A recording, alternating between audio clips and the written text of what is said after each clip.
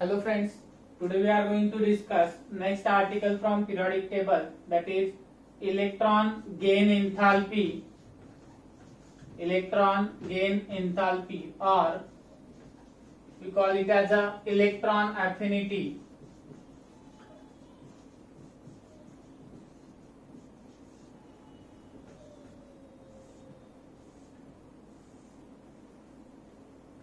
During last lectures we learned ionization enthalpy, where we remove electron from outermost shell.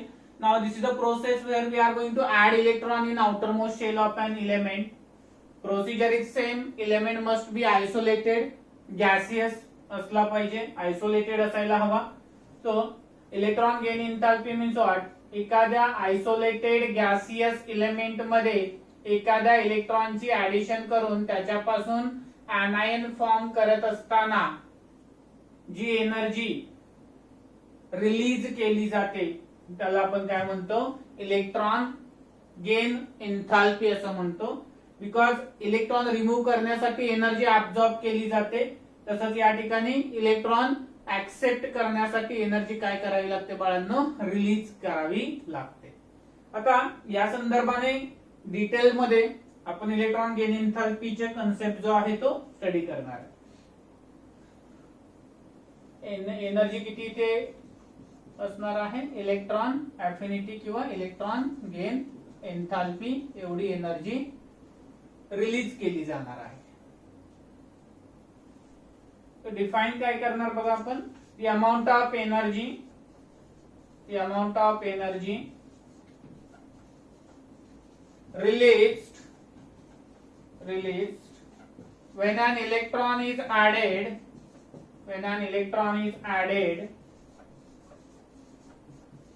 to the valence shell of an isolated gaseous atom known as electron gain enthalpy और electron affinity.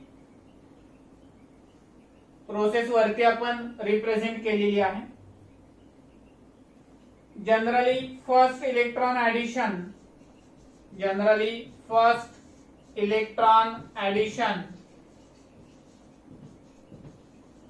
is always exothermic except for stable configurations. Stable configuration during last lecture we learned that group number 2, group number 15 and group number 18, that is alkaline earth metals, nitrogen family and inert gases having stable configurations. ते सोडून बाकी सगळ्यांसाठी first electron addition करत असताना जी एंथॅल्पी असणार आहे ती नेहमी एक्झोथर्मिक असणार आहे. एंथॅल्पी ही आपण डेल्टा एच ने दर्शवतो, एंथॅल्पी चेंज, आणि हा एक्झोथर्मिक साठी निगेटिव्ह असतो. एंडोथर्मिक लास्ट लेक्चर मध्ये आपण पाहिलेलं होतं की ज्या ठिकाणी आयनायझेशन एंथॅल्पी आहे हीट ऍब्झॉर्ब केली जात होती, त्यावेळेस आपण प्रोसेस एंडोथर्मिक आहे असं म्हटलं होतं, आणि डेल्टा एच त्यासाठीचा पॉझिटिव्ह सांगितला गेलेला होता. आता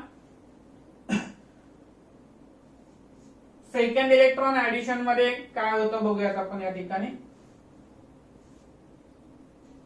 second electron addition is always endothermic process. Second electron addition of an isolated gaseous atom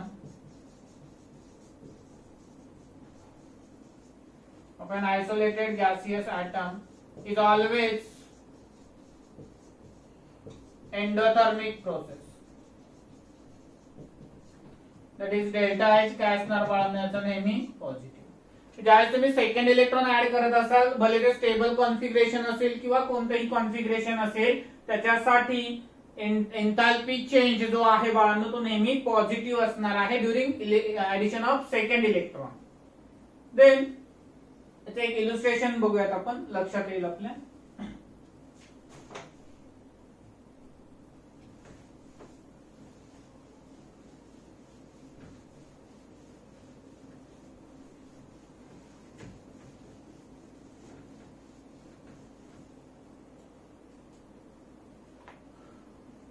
we taken an element isolated gaseous atom of oxygen, we added electron to it, it forming anion gaseous state मध्ये. Electron gain enthalpy यावेळी कशी असणार रे, negative असणार आहे, कारण हा stable configuration नसणारा element आहे, त्यामुळे फर्स्ट इलेक्ट्रॉन ऍडिशन ही नेहमी एक्झोथर्मिक असते, म्हणजे डेल्टा एच हा निगेटिव्ह असतो. व्हॅल्यूज तुम्हाला पाठ करायच्या नाहीयेत. ऑक्सिजन मायनस आयन तयार झाला, त्यात आता मी सेकंड इलेक्ट्रॉन ऍड करणार आहे, ज्याच्यापासून ऑक्सिजन 2 मायनस फॉर्म होणार आहे. आणि याचा जर इलेक्ट्रॉन गेन एन्थाल्पीची व्हॅल्यू आपण बघायचं ठरवलं तर ती काय असणार, कितीही असू देत परंतु ती पॉझिटिव्ह असणार आहे.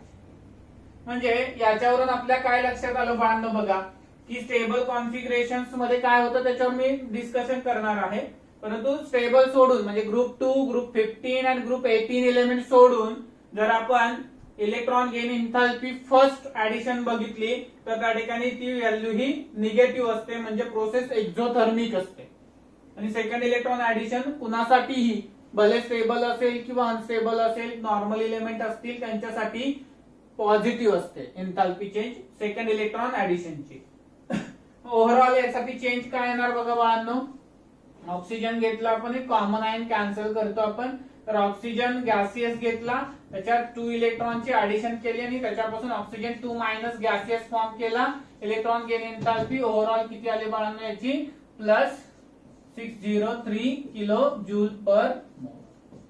तर अशा पद्धतीनं एक नेट व्हॅल्यू आपण याची डिटरमाइन केली. याच्यामध्ये फक्त आपल्याला एवढं शिकायचं आहे की फर्स्ट इलेक्ट्रॉन ऍडिशन ही नेहमी एक्झोथर्मिक प्रोसेस असते, except for stable configurations, while second electron addition is always a endothermic process. Then जेव्हा आपण इलेक्ट्रॉन ऍड करत जातो सेकंड नंतर थर्ड, थर्ड नंतर फोर्थ, त्यावेळेस नक्की काय होत असावं त्याचं उत्तर आपण एका शब्दात सांगणार आहे. Formation of polynegative ions, formation of polynegative ion म्हणजे निगेटिव्ह चार्ज 2, 3, 4, 5 असे जास्तीत जास्त येत असतील त्याच्यावरती,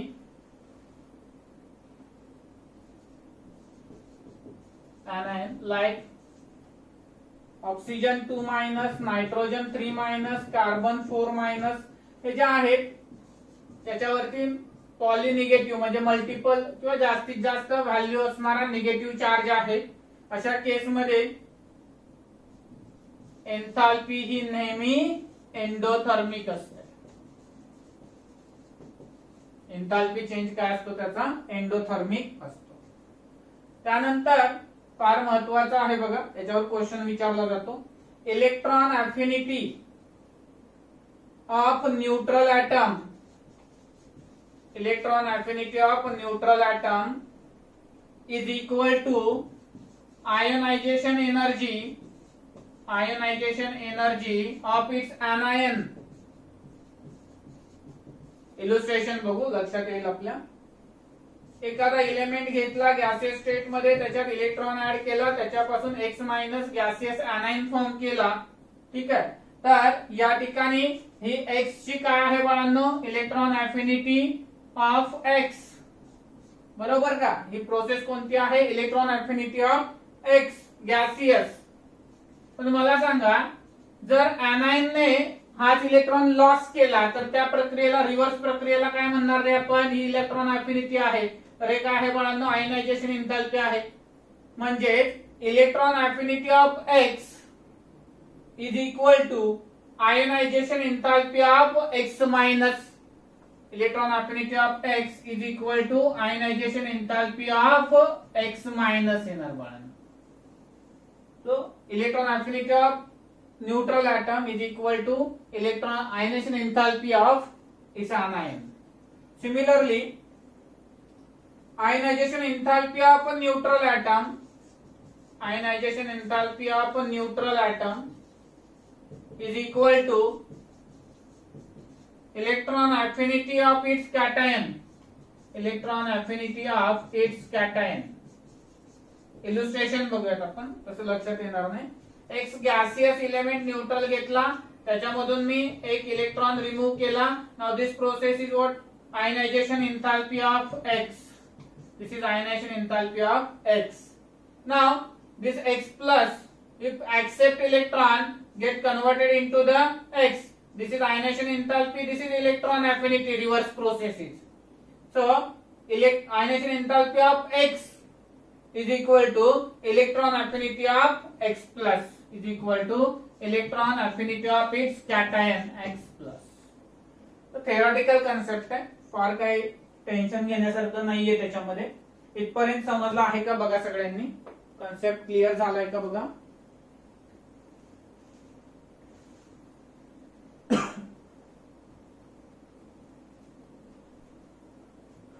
आपल्याला कन्सेप्ट बिल्डअप करायचा आहे. Then will solve MCQs on the basis of particular articles.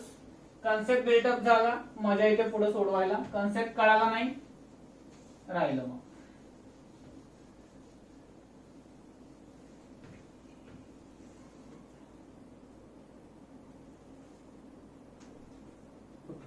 Then we'll see the factors affecting electron gain enthalpy, factors affecting electron affinity or electron gain enthalpy. So first factor is atomic size.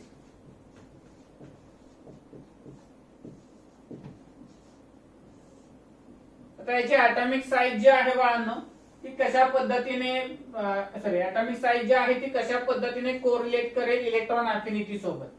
तर बाळांनो electron affinity किंवा electron gain एन्थाल्पीचा normal trend जो आहे तो कसा आहे तो आपण बघूयात. Down the group atomic size काय होते बाळांनो, इन्क्रीज होते, परंतु जे इलेक्ट्रॉन अफिनिटी आहे ती डाऊन द ग्रुप काय होते, डिक्रीज होते. डाऊन द ग्रुप काय होते, डिक्रीज होते. म्हणजे काय रिलेशन सांगता येईल आपल्याला, electron affinity is inversely proportional to the atomic size. जसे atomic साइज वाढेल तसं काय होणार बाळांनो, इलेक्ट्रॉन अफिनिटी डिक्रीज होत जाणार. Second, effective nuclear charge. Effective nuclear charge which is called as Z effective. Effective nuclear charge, that is Z effective, हा या ठिकाणी कसा कोरिलेट करेल atomic साइज ला. ज्यावेळेस atomic साइज वाढते त्यावेळेस इलेक्ट्रॉन इफेक्टिव्ह न्यूक्लियर चार्ज काय होतो बाळांनो, कमी होतो. म्हणजे काय रिलेशन येईल बघा या दोघांमधलं, Z इफेक्टिव्ह आणि इलेक्ट्रॉन अफिनिटी मधलं. atomic साइज ला इफेक्टिव्ह न्यूक्लियर चार्ज हा इनव्हर्सली प्रोपोर्शनल आहे, म्हणजे इलेक्ट्रॉन अफिनिटीला तो काय असणार बाळांनो, डायरेक्टली प्रोपोर्शनल असणार. Electron affinity is directly proportional to the Z effective, is directly proportional to the positive charge और निगेटिव्ह चार्ज. झालेलं होतं आपलं, पॉझिटिव्ह चार्ज वाढला तर Z इफेक्टिव्ह वाढतो, पॉझिटिव्ह चार्जला डायरेक्टली प्रोपोर्शनल, निगेटिव्ह चार्जला इनव्हर्सली प्रोपोर्शनल कोण, Z इफेक्टिव्ह. त्यामुळे Z इफेक्टिव्ह कुणावर डिपेंड आहे, पॉझिटिव्ह चार्जची मॅग्निट्यूड आणि निगेटिव्ह चार्ज आहे त्याची मॅग्निट्यूड वरती डिपेंड आहे. जी वाढली पॉझिटिव्ह चार्ज तर Z इफेक्टिव्ह वाढणार, इलेक्ट्रॉन अफिनिटी वाढणार. निगेटिव्ह चार्ज वाढला, Z इफेक्टिव्ह कमी होणार, इलेक्ट्रॉन अफिनिटी कमी होणार. Then third, stability of completely filled और half filled orbitals. Stability of completely filled or half filled orbitals. Half filled orbital किंवा कम्प्लिटली फील्ड ऑर्बिटल्स जे आहेत त्यांची स्टॅबिलिटी जी आहे ती कशा प्रकारे गव्हर्न करते त्याच्यावरती आपल्याला या ठिकाणी डिस्कशन बघायचं आहे. जे एलिमेंट कम्प्लिटली फील्ड किंवा हाफ फील्ड कॉन्फिगरेशन दाखवतात त्यांचे इलेक्ट्रॉन अफिनिटीची व्हॅल्यू ही फार लेस असते. इलेक्ट्रॉन अफिनिटी इज व्हेरी लेस और 0. जसे की ग्रुप 2, 15 आणि 18 हे हाफ फील्ड किंवा कम्प्लिटली फील्ड कॉन्फिगरेशन दाखवतात. त्यांच्या व्हॅल्यूज ज्या आहेत त्या बऱ्यापैकी काय असतात, कमी असतात. त्या 0 असू शकतात किंवा त्या पॉझिटिव्ह देखील असू शकतात. सो फॅक्टर्स जे जे गव्हर्न करतात ते या पद्धतीने याच्यावरती इम्पॅक्ट क्रिएट करतात बघा बाळांनो. आता स्टॅबिलिटी ऑफ कम्प्लिटली फील्ड और हाफ फील्ड कॉन्फिगरेशन जे आहे ती कशा पद्धतीने इम्पॅक्ट करते एक इल्युस्ट्रेशन बघूयात आपण. आपल्याकडे NS1 कॉन्फिगरेशन आहे आणि NP1 कॉन्फिगरेशन आहे. दुसरा आहे आपल्याकडे NP2 कॉन्फिगरेशन आहे आणि NP3 कॉन्फिगरेशन आहे. तर आता बाळांनो याच्यामध्ये जर आपण बघितलं तर NS1 च हे लक्षात ठेवा, NS1 ची जी व्हॅल्यू आहे ती NP1 पेक्षा जास्त असते. कुणाची? इलेक्ट्रॉन अफिनिटीची जास्तच असते. म्हणजे काय म्हणले बाळांना आपण, ती पॉझिटिव्ह असते किंवा झिरो असते, सॉरी जास्त असते म्हणलेले. इकडे NP2 आणि NP3 मध्ये काय होतं बाळांनो, NP2 हा स्टेबल कॉन्फिगरेशन आहे. हा स्टेबल कॉन्फिगरेशन असल्यामुळे त्याची व्हॅल्यू काय होते, कमी होते. त्यामुळे NP2 ची व्हॅल्यू इथं काय येते, जास्त येते. आयनेशन पोटेन्शियल मध्ये आपण रिव्हर्स सांगितलं होतं, स्टेबल आला की वाढते म्हणलं होतं. इथं स्टेबल आला की व्हॅल्यूज काय होतात बाळांनो, याच्या कमी होतात आणि अगदी त्या झिरो किंवा पॉझिटिव्ह कडे जातात. ओरिजिनली याच्या व्हॅल्यू जे प्रोसेस एक्झोथर्मिक असल्यामुळे निगेटिव्ह मध्ये जास्त असतात बाळांनो. तर निगेटिव्ह साइन इंडिकेट करतं की एनर्जी रिलीज झाली आहे.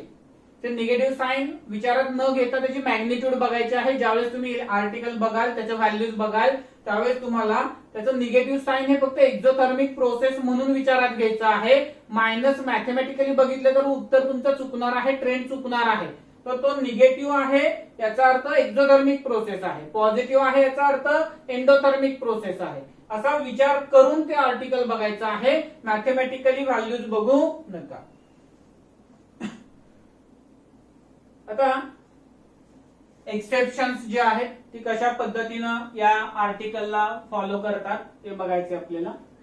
जो ज्या नॉर्मल ट्रेंड आहे इलेक्ट्रॉन अफिनिटीचा तो ग्रुप मध्ये डिक्रीज होत जातो आणि पिरियड मध्ये थोडे व्हेरिएशन्स आहेत, रुटीन नाहीये, परंतु नॉर्मली आपण म्हणतो की इन्क्रीज होत जातो.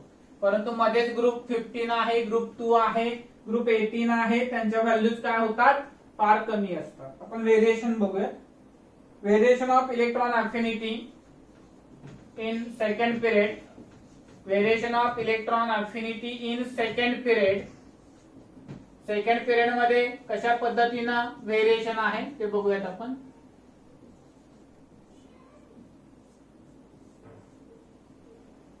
पहिला जे व्हेरिएशन आपल्याला बघायला मिळतं तो trend lithium, beryllium, boron, carbon, nitrogen, oxygen, fluorine, neon.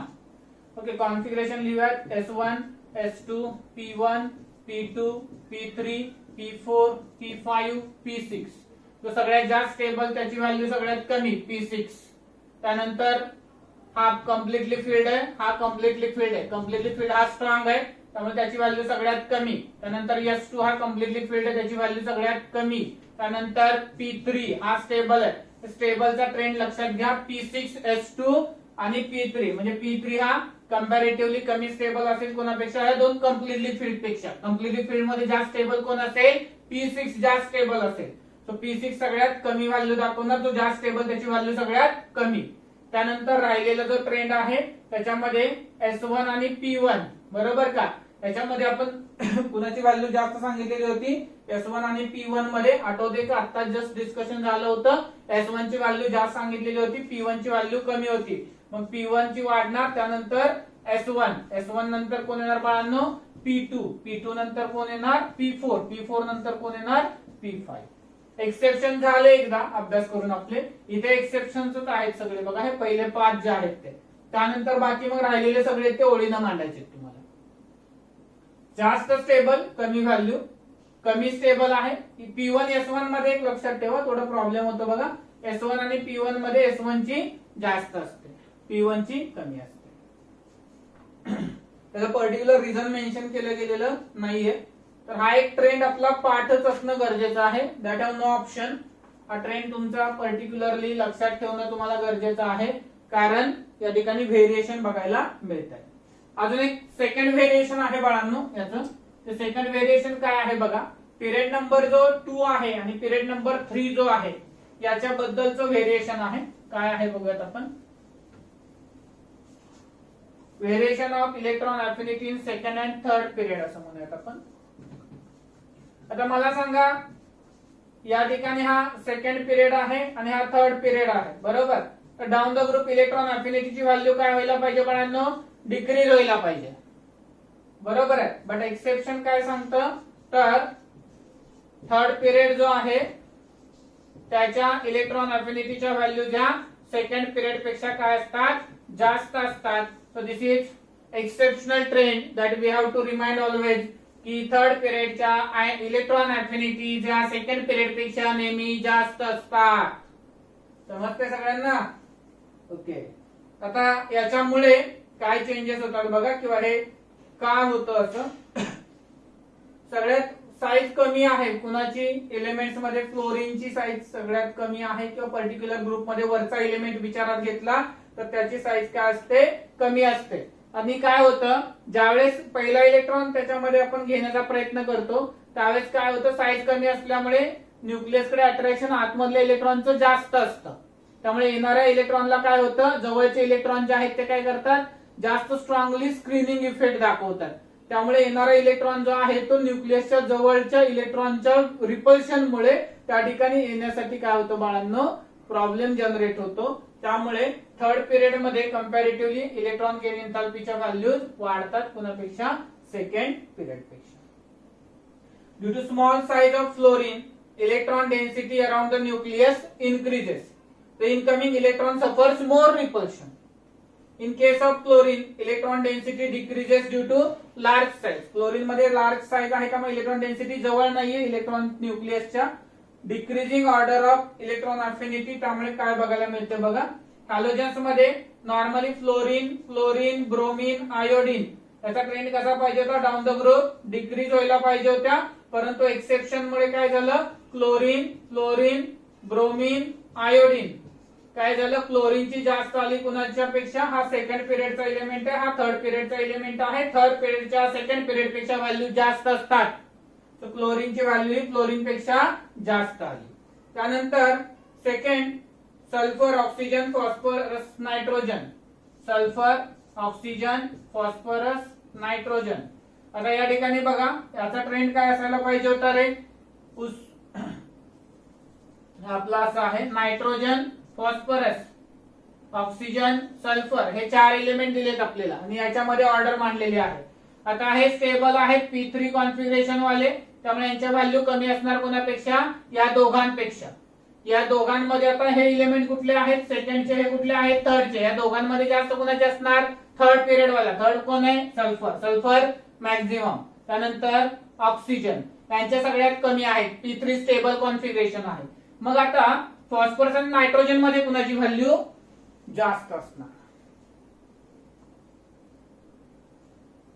कुणाची व्हॅल्यू जास्त असणार, फॉस्फरस आणि नायट्रोजन मध्ये. बरोबर आहे, थर्ड पिरियड वाल्याची, म्हणजे कोणाची, फॉस्फरसची. नंतर कोण येणार, नायट्रोजन येणार.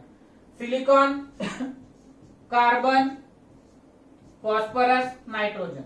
पुन्हा एक असं दिले आपल्याला, कार्बन, सिलिकॉन दिले बघा इकडे.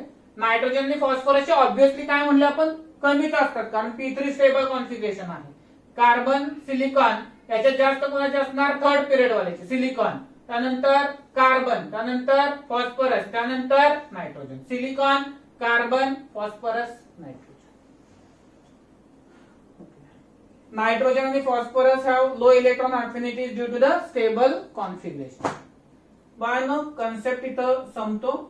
इलेक्ट्रॉन अफिनिटी आपल्याला समजलंय का बघा, इलेक्ट्रॉन गेन एन्थाल्पी समजलंय का, अभ्यास तर एक्सेप्शनचाच करायचा आहे, कारण त्याच्यावरती रिलेटेड क्वेश्चन येतात. ते कसे येतात ते आपण नेक्स्ट लेक्चर मध्ये बघूयात.